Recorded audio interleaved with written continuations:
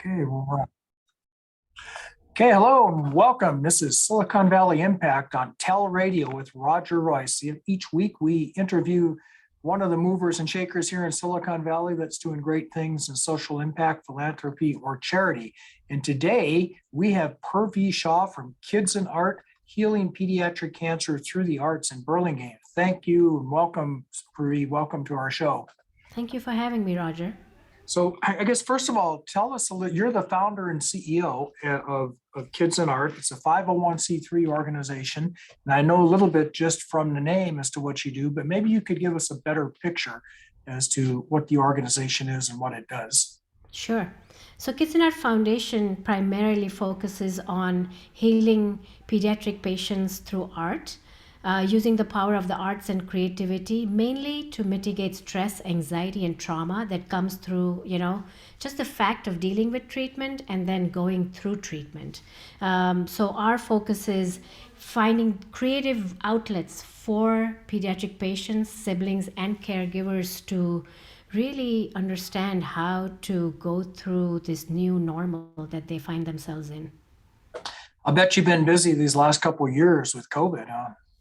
It has been busy. Busy is an understatement. Yes, we had to think on our feet and figure out how do we take something that's so tactile and in person, because that's how our programs were, and work with our families who are very immunocompromised. Means this is a population that is highly immunocompromised regardless, and add COVID on top of that. So that was challenging, definitely. Yeah, I'll bet. So what you do, it's a form of art therapy, I gather, but you go even beyond that. It sounds like you deal with cancer patients primarily. Is that right? That is correct. We deal with pediatric and young adult cancer patients, and now we've added pediatric patients going through any kind of critical medical condition. So, yes. Can you give me an example of maybe what the therapy would look like, if you can call it that? What would you do for a cancer patient? Would they actually create some art? Would you give them some art? How does it work?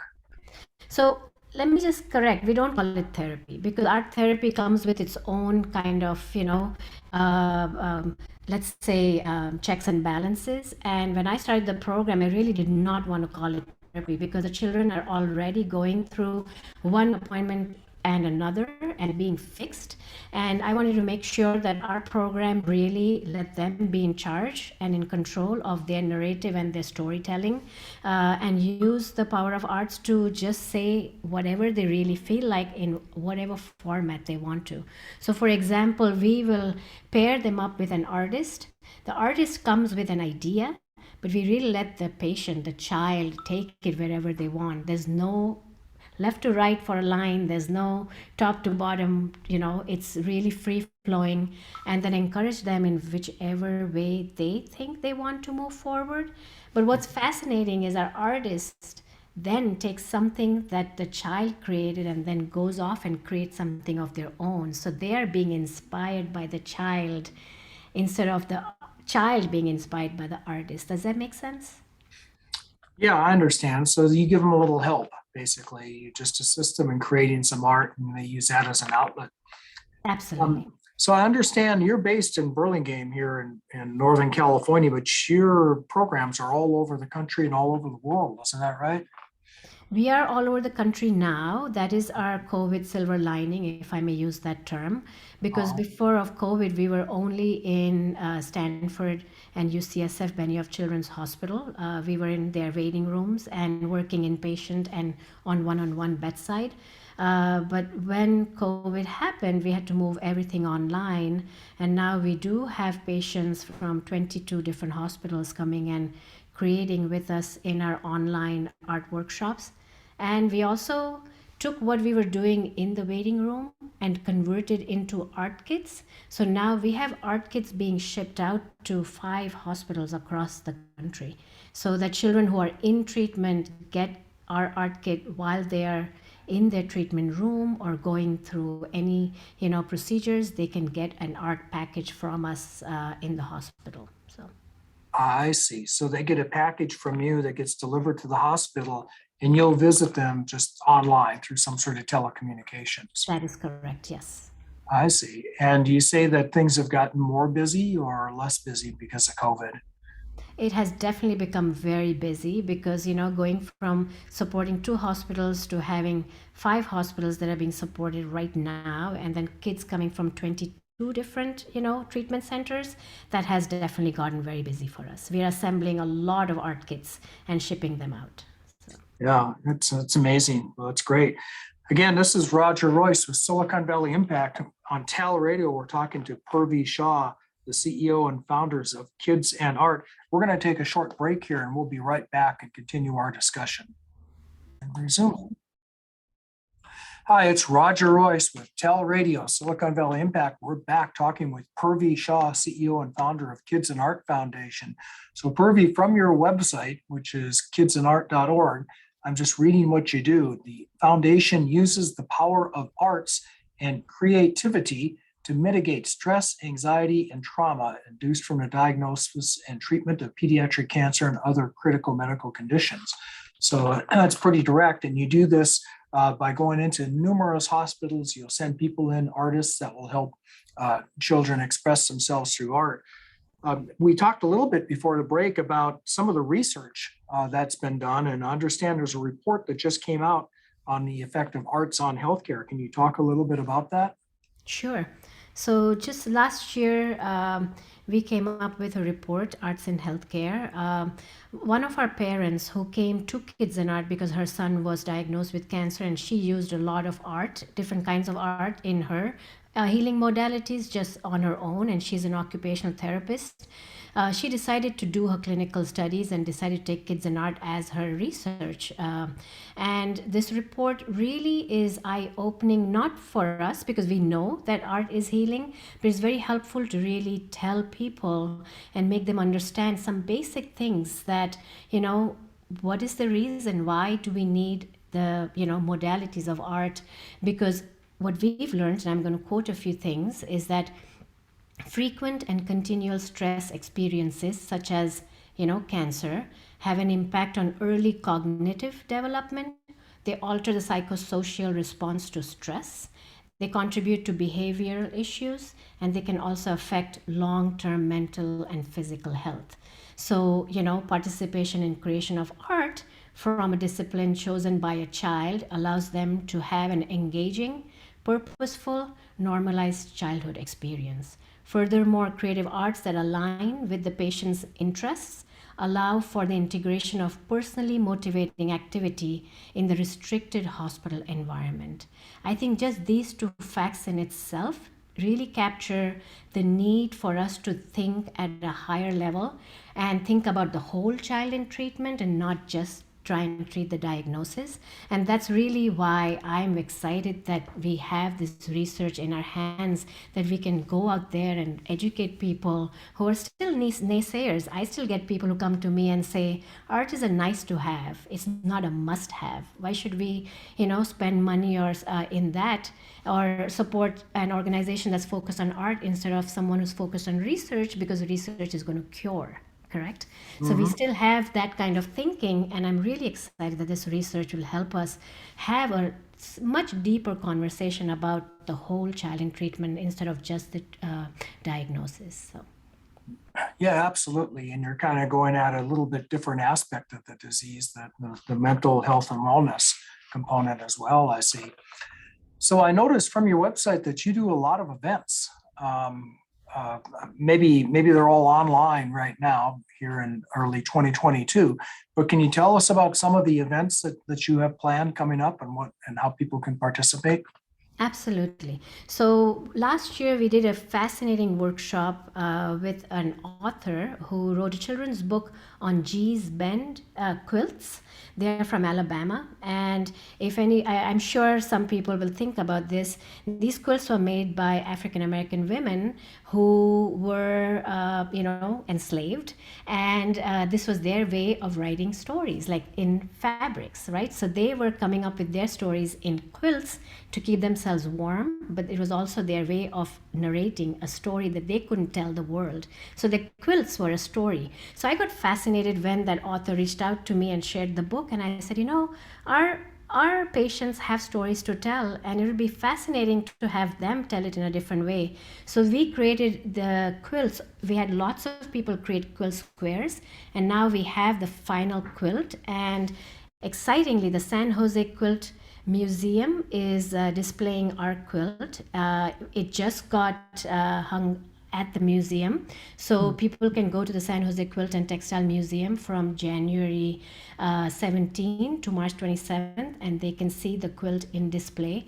I call it a quilt of coming together. Actually, we all as an organization are calling it coming together because it really took pieces from all over the United States to make this quilt come together. It's I call it a testament of the kids' power to really, make you forget that these are kids going through cancer when you look at it.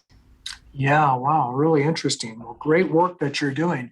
Again, this is Roger Royce at Silicon Valley Impact. We're talking to Purvi Shah of Kids and Art Foundation. We're going to take a short break now and we'll be right back. Okay, we're back. Roger Royce, Silicon Valley Impact on TEL Radio, speaking with Purvi Shah, founder and CEO of Kids and Art. So Purvi, tell us a little bit about some of the programs, especially the corporate and business programs that your organization sponsors that allows businesses to get involved in doing something good for the community through Kids and Art. Sure. So we have a program called Amazing Teams. The name Amazing comes from my son's name was Amay, and his friends always called him Amazing Amay. My son passed away, and we decided to coin the term amazing for all the programs that we have at Kids and Art.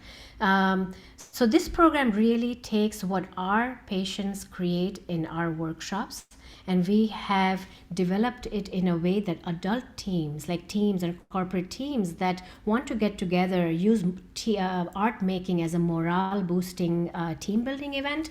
So our artists will work with a team online, of course. Right now, once we are able to go in person, we can do it in person as well, and we ship all the materials to them, so they get a beautiful gift in a package with all the materials, and we lead them through the art workshop. And at the end, we hold a really special place together to talk about the art, but in a very different way, maybe not in a way that they're used to. And that's been something that we started last year, again to COVID. And that's a program that I would love to have more people take benefit of, for sure. Interesting. Well, good. Well, folks out there in Radio Land, if you have a company or if you're in business, here's a way that you can get involved and help do something good for the community. One thing, Roger, to add to that the funds that we get from that directly help us send more art kits to kids that are in hospitals. So that's the direct impact, because you brought that up in the beginning. So it's a very impact-driven, team building, that any team that comes and creates with us, those funds go directly towards creating art kits for our patients. Good, got it. Well, along those lines, if somebody does want to help, it looks to me from your website that you're willing to take volunteers, or maybe even looking for volunteers. How do people get involved with your organization? So we love volunteers, of course. Right now, because of COVID, we can have few volunteers in our office. Again, most of the work that we do is for our immunocompromised patients. So we do have people helping us from far, writing thank you notes, creating, assembling our art kits. So we have lots of needs for buying all the products for the art kits. So we have teams that will, run a fundraiser, and then they'll go to Amazon Smile wish list that we have and purchase all the supplies that we need and ship it to us, so that we can then, wipe everything down and then create the art kits. So that's been the best way right now during COVID that people can help us. I know teams are remote as well, so they can't really get together and put things together. But they can definitely create the fundraisers and go buy supplies for us, or do mini packages and then ship them to us. Okay, great. Well, good opportunities there.